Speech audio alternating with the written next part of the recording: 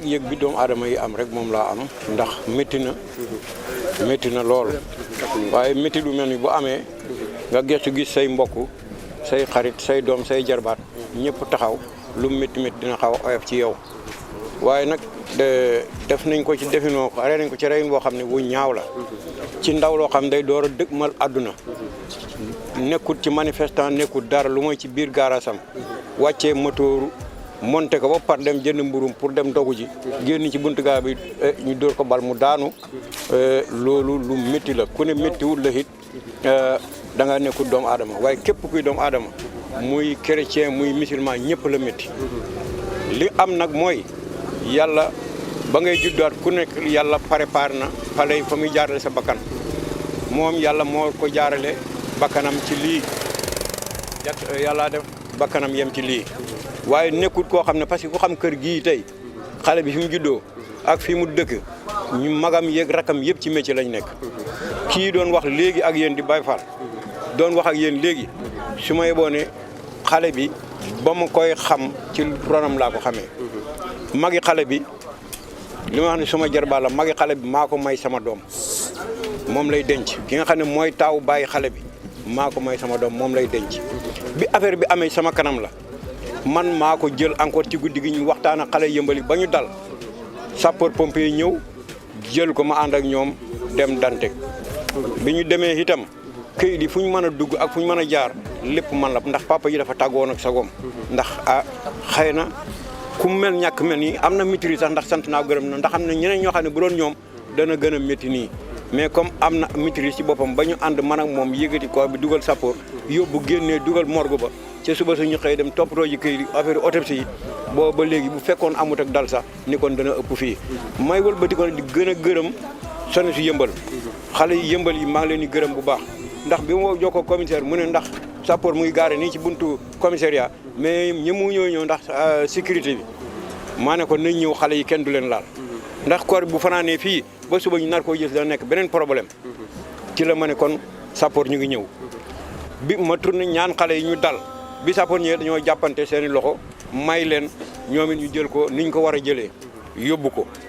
wax dëgg yàlla lépp loo xam ne luñ ci war a def la démb ci guddi ak bërki démb autorités yi taxaw nañ ci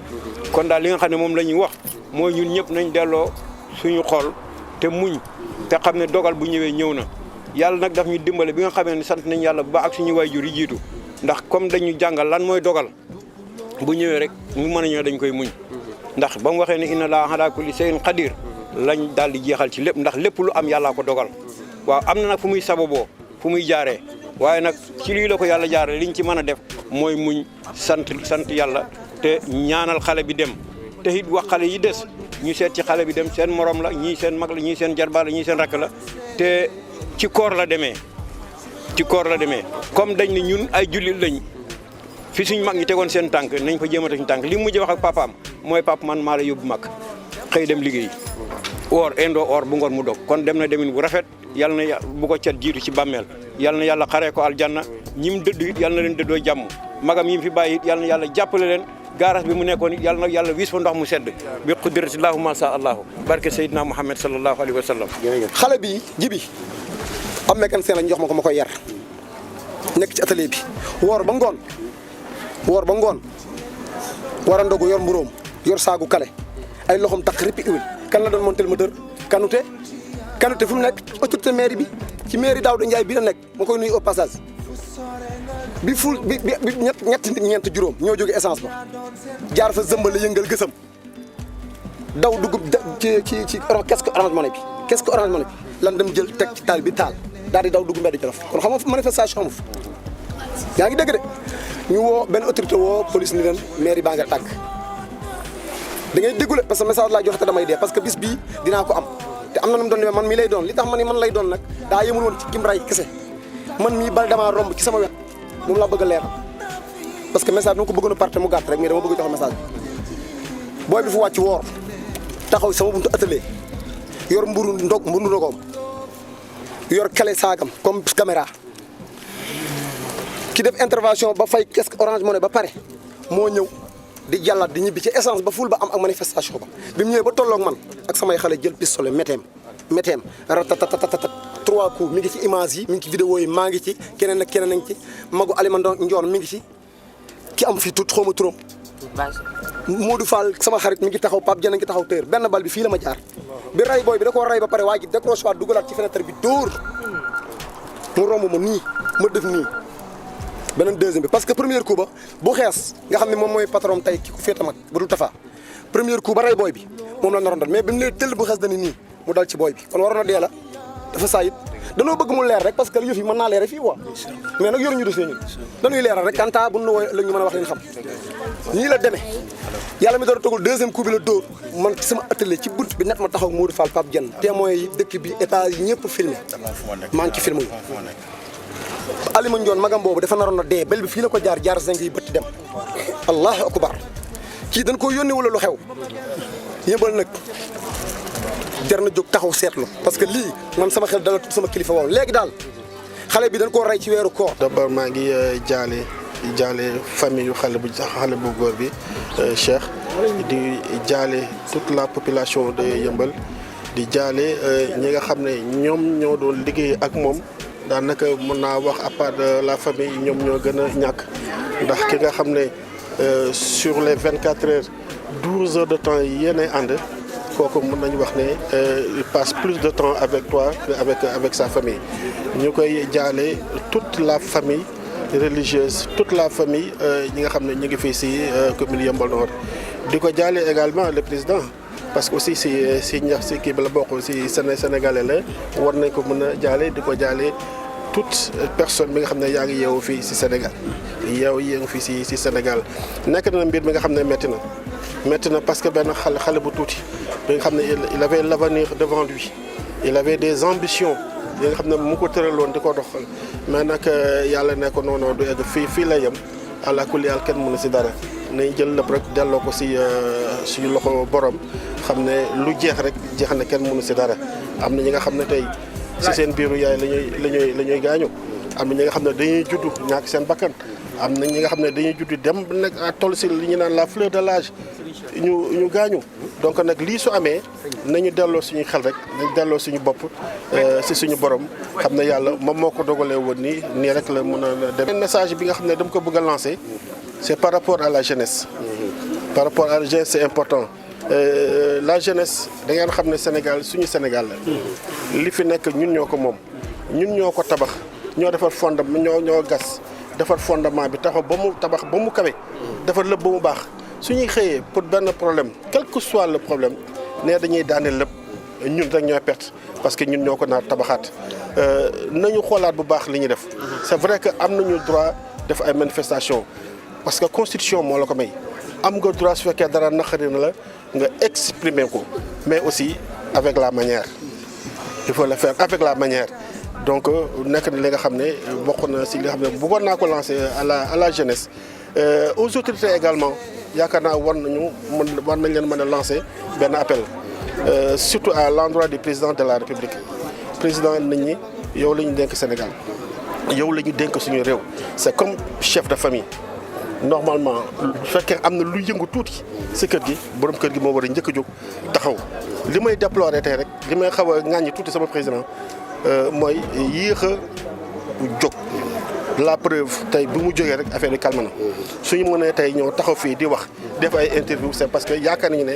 jàmm am na fii donc lii na nekk quand même une leçon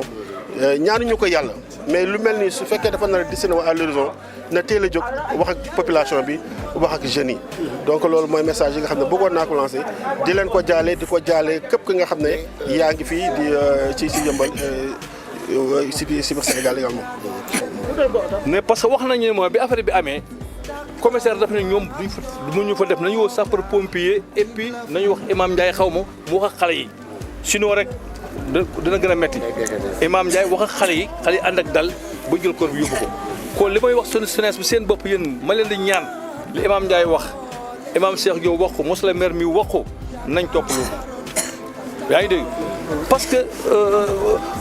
am na loo xam ne bu loo ko defee wax dëgg fa yàlla du am benn njariñ te mën nga yàq liggéey bi ah kon man idée bi ma dégg fii tombé ci kii mosuñu gis man ak moom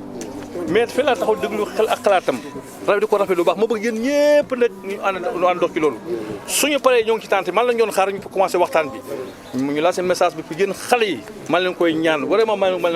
leen koy ñaan métti na loolu nag ngeen ànd ak dal bu leen yàq seen liggéey loolu la xam ma daal jàmm la ñuy wut jàmm la ñuy bëgg di am na ba pare mënatu si dara yéeg ngi waaw loolu daal lay lancé waaw wa di yéen tamit wax dëgg yàlla yéen seen taxawaay rafet na gis nañu lépp commencement ba fin gis nañu fi leen taxaw ñu taxaw fa wax dëgg fa yàlla fay leen yàlla guddal seen fan am ngeen yëg-yëg ci population bi lii ñu mun ñu ko fay parce que yëg amul njëg wax dëgg leen jëf kontaan nañ ko baax yéen médias yi waxtama kontaan nañ ci seen taxawaay bu baax a baax a wax yàlla guddal fan yi yokk taxawaay bi yokk jàmm ji bon yàlla mottali seen yéene ci jëf ji ngeen jëf ci lu baax di sant ñëpp nag di gërëm ñëpp. parce que police yëmbal dafa war a respecter population yëmbal parce que tey jii boo xoolee fu ne am na manifeste am na foo xam ne moo gën a ëpp li ñu yàq tey yëmbal yàquñu dara defuñu dara nga jël bar réel dóor ko ci nit wàccee ko ci nii ci loo xamante ni nga lor ay waajuram lor ñëpp teguñu xale boo xam ne dafa nekkoon ci weeru kooram banaan maa ngi dem ndogu ji tey nga wàccee ko ci loo xamante ni lu yomb affaire dafa doon dafa ñaaw te tey ji ñun dañuy réclamer loo xam ne justice na def liggéeyam affaire bi justice na tëddee njaaxanaay xam nga amul tey kii doomu diw wala doomu diw na yemale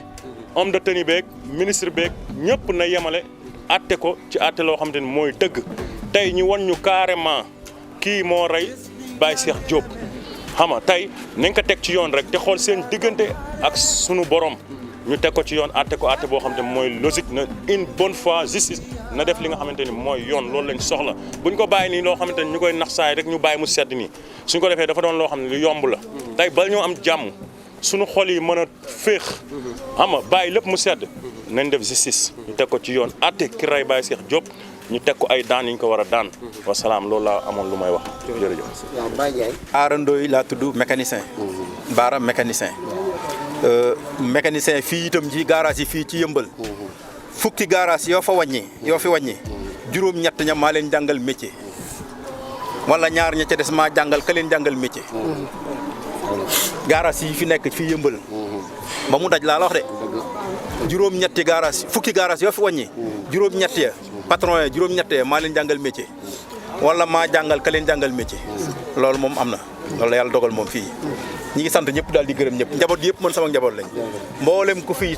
ab mécanicien fii ak ku ko fi doon la ku bokk ci ñoom sama njaboot la.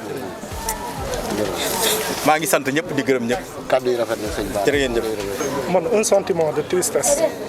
un sentiment de désolation la sentir. vraiment taxawaay bu jeunesse Yeumbeul Nord taxawaay bu am solo la. pour rappel lenn laa leen di wax. jeunesse Yeumbeul Nord du ñu ay bandits. jeunesse Yeumbeul Nord du ñu ay agresseurs. jeunesse Yeumbeul Nord ay personnes yu digne la. ay personnes yu intègres lañu. ay intellectuels ñoom ñoo fi nekk jàng seen am seen lijaasa ay nit ñoo dañoo jàng seen métier mën seen métier ñoom ñoo fi nekk di liggéey kon coloration bu ñuy coloré ñun nekkuñu ko da ngay dëkk Yeumbeul Nord nag door a xam Yeumbeul Nord kon li ñu ñi di wax ay bandé affaire loolu noonu amul tey gis ngeen taxawaay bi mënoon nañoo def li yeneen jeunes yi def mobiliser wu def fi ay marche taal ay pneu parce que nag yàlla na parce que suñu doom la ñu rey tey doomu Yeumbeul Nord la ñu rey di gis ngeen parcelle biñ fa reyee nit démb nu mu tàngee mënoo ñoo leen gën a mën a def loolu waaye te dañoo am ay kilifa yoo xamante ni dañoo ànd ak ñoom ñu dalal ñu tempéré ñu waaye nag loolu du tax ñu bàyyi dossier bi mu sedd noonu duñ ko bàyyi mu sedd noonu fu mu toll nii yàlla def jot nañ si corps bi autopsie bi jot nañ ko dañuy dem nañ levée du corps bi gis ngeen jeunesse bi Yeumbeul Nord yëpp ànd nañ dem levée du corps bi ñibbi si ak jàmm kenn deful dégâts kenn deful dara waaye nag ñu réclamons justice pour ce dossier nous réclamons justice dossier yi fi jaaroon ñu bàyyi noonu bu sedd bii nii du si bokk suñu coloration politique dañ koy jël teg ko nële xam ne askan wee ñu yónni pour benn mission boobu dañ ko war a matal mooy nous demandons à la justice sénégalaise nous demandons le procureur pour que justice soit faite sur ce dossier là notre frère Pape Cheikh Diop dafa liggéey ba wàcc woor ñëw c'est innocent la sur ce dossier là kon loolu rek la ñuy la ñaan pour que justice soit faite sur ce dossier là di woo jeunesse Yeumbeul Nord di leen woo au calme et à la sérénité ñu poursuivre le dossier xeex ko xeexu xel parce que tamit xeexu doole des fois da ngay mujj perte nañ ko xeexu xel ànd ak sérénité ñu ànd ak suñuy autorité locale chef de village yaakaar naa ni booba léegi am na loo xamante ni dox na ko si nous interpellons toutes les autorités de la commune de Yeumbeul Nord pour que ñu jàppale ñu si dossier bi pour que justice soit faite surtout wóolu nañ suñu justice nag duñ ne wóoluwuñ leen waaye nag nañu leeral affaire yi teg ko si table ñu xam dossier bi le contenu du dossier bëgg nañ ko xam parce que bëgg nañ xam suñu doom lan moo waral lii nii loolu daal lañu naan di appeler la jeunesse yeumbeloise au calme nañ calme ànd ak sérénité xeex bi soobee yàlla xam naa suñu jugee si lii dinañ tasewaat si leneen xool yan stratégie de combat la ñuy mëne pour que justice soit faite maa ngi sant ñëpp di gërëm ñëpp vraiment tey li ma gis fii si Yeumbeul Nord bégloo na ma kontaan loo na ma vraiment lii mooy wane ni dafa am beneen image bu jeunesse su Yeumbeul Nord di wane et là ça se confirme aujourd'hui vous voyez am nañ lu ñu metti mais defuñu li leneen ñu def dañoo ànd suñu calme ànd suñu sérénité accompagner suñuy frères te dinañ mener le combat jusqu'au bout maa ngi leen di sant di leen gërëm jërëjëf Alpha Oumar Sow laa tudd man je suis conseiller municipal dans ce que je suis le président de la commission culture jeunesse sport culture et loisirs de la commune de Yeumbeul je suis nag un acteur politique mais du fii politique indiwuma fi tey